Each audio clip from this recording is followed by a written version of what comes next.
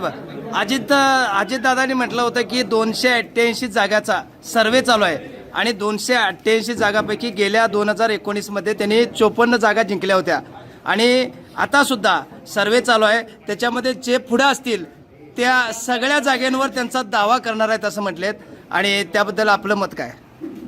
नाही, शेवटचे दादा आणि त्याच्यामध्ये नवाब मलिक साहेब सुद्धा असतील असं म्हटले ते। दादा हे महायुतीचे एका घटक पक्षाचे नेते आहेत, त्यामुळं त्यांच्या पक्षाच्या आणि त्यांच्या महायुतीचा तो अधिकार आहे कुठल्या जागा घ्यायच्या कुठल्या नाही घ्यायच्या। त्यामुळं आपण त्या गोष्टीवर भाष्य न केलेलं बरं। शेवट आम्ही आदरणीय पवार साहेबांच्या नेतृत्वाखाली काम करतो, पण आम्हाला पवार साहेबांच्या नेतृत्वाखाली कशा जास्तीत जास्त जागा निवडून येतील याचा आम्ही विचार करणं अपेक्षित आहे। त्यामुळं त्यांच्या वक्तव्यावर त्यांच्या वर आज त्या गोष्टीवर बोलणं योग्य नाही। अजून एक म्हटलेलं होतं की दक्षिण नगरमध्ये निलेश लंके साहेब खासदारकीची निवडणूक महायुतीच्या ह्याच्यामधून करतील आणि माढामध्ये विजयसिंह मोहिते पाटील होते, पण महायुतीनं ती जागा सोडली नाही असं त्यांचं मत होतं।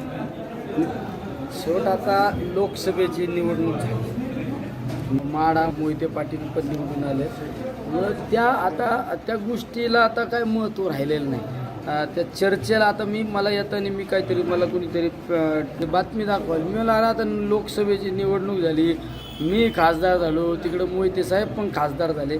आता ते काय ते म्हणतात ना, शिळ्या कडीला कड देणं चुकीचं आहे। येणाऱ्या विधानसभेमध्ये आपलं काय पक्षाची भूमिका असणार आहे? काय भूमिका म्हणजे किती म्हणजे आपण किती जागांवर दावा करणार की 288 जागा अजितदादांनी सांगितलं की आमचं जे सर्वेमध्ये जास्त असतील तेवढ्या सगळ्या जाग्यावर दावा करणार, तसं तुमचं? मी एकच सांगू शकतो, कारण मी महाविकास आघाडी आणि राष्ट्रवादी पक्षाचा एक छोटा कार्यकर्ता आहे, पण मी एवढं विश्वासाने सांगतो की येणाऱ्या विधानसभेच्या निवडणुकीमध्ये महाविकास आघाडीचंच सरकार राज्यामध्ये येणार आणि जागा वाटप करणे या सगळ्या गोष्टी या पक्षाला एक नेते मंडळी म्हणजे आदरणीय पवारसाहेब असू, राष्ट्रवादीचे प्रांताध्यक्ष जयंत पाटील साहेब असू, शिवसेनेचे उद्धव साहेब असू, संजय राऊत असू किंवा काँग्रेसचे बाळासाहेब थोरात असू, नाना पटोले असू, हे नेते मंडळी एकत्रित बसूनच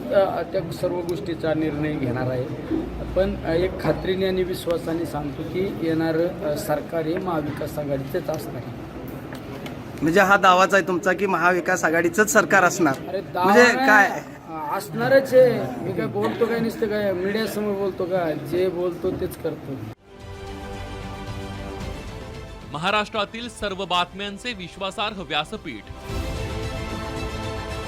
सकाळच्या सर्व सोशल मीडिया प्लॅटफॉर्मला लाईक, फॉलो आणि सबस्क्राईब करा। तसंच सर्व नोटिफिकेशनसाठी बेल आयकॉन प्रेस करायला विसरू नका।